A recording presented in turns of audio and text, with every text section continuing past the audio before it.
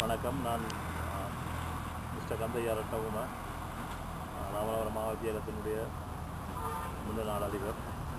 கிட்டத்தட்ட 10 வருஷங்கள் நான் அதிபராக பணியாற்றியிருக்கிறேன். அதைவிட்டு இந்த இணையதளமான ராமநாதபுரம் அசோசியேஷனுக்கு எனது வாழ்த்துக்களையும் பாராட்டுதலையும் வழங்குவதில் நான் பெருமகிழ்ச்சி அடைகிறேன். நான் இந்த பாடசாலையுடைய பொறுப்படுத்தது 1/9/1997 ஆண்டு பொறுப்படுத்தது. நான் பாடசாலையை கையளித்தது 9/10/1 2007 ஆண்டு. கிட்டத்தட்ட 10 வருஷங்கள் நான் இந்த பாடசாலை அதிபராக கடமையாற்றியிருக்கின்றேன். நான் பாடசாலை அதிபராக பாடசாலையை பொறுப்பேற்கும் போது இந்த பாடசாலை இருந்த நிலவரத்தை என்னோட இருந்த மாணவர்களுக்கும் மக்களுக்கும் தான் தெரியும்.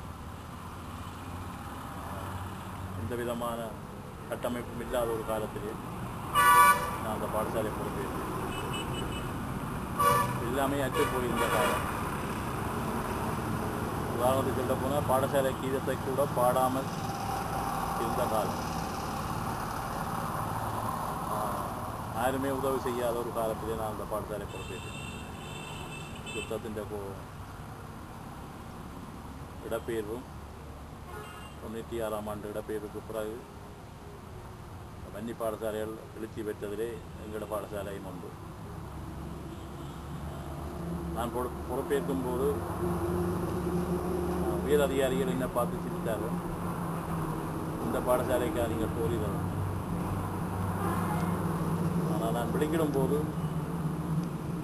எல்லோருமே ஏற்றுக்கொள்ளக்கூடிய அளவுக்கு இந்த பாடசாலையை நான் வளர்ச்சி பெற்றிருந்தேன். எந்த நிகழ்வு வந்தாலும் சகல கட்டமைப்புகளை மிக நேர்த்தியாக நாங்கள் ஒழுங்கமைத்திருந்தோம். அந்த விடயத்திலே நான் 97 பொறுப்பெடுக்கும் போது பாடசாலையை பல வழிகளில் முன்னேற்ற வேண்டிய தேவை இருந்தது. பதிய வளங்களில் ஒன்றும் இல்லை. வேதி இல்லை, தளபாடம் இல்லை, கட்டடம் இல்லை, மாணவர்கள் வந்து படிக்கிறதுக்கு இடம் இல்லை. காப்போது சாதாரணத்தில் இருந்த 100 மாணவர்கள் இடத்தில் இருந்து படித்தார்கள்.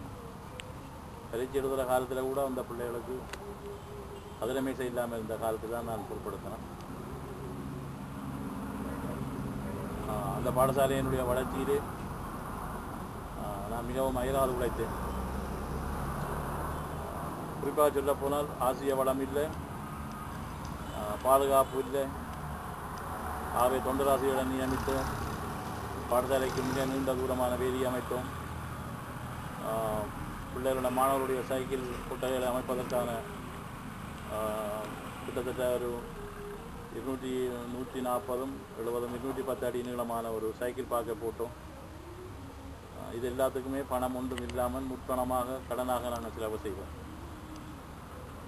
அப்போ 97, 98, 99 ஆகிய 3 வருடங்களிலே செலவு செய்த காசு கிட்டத்தட்ட 1 லட்சத்தை தாண்டி இருந்தது.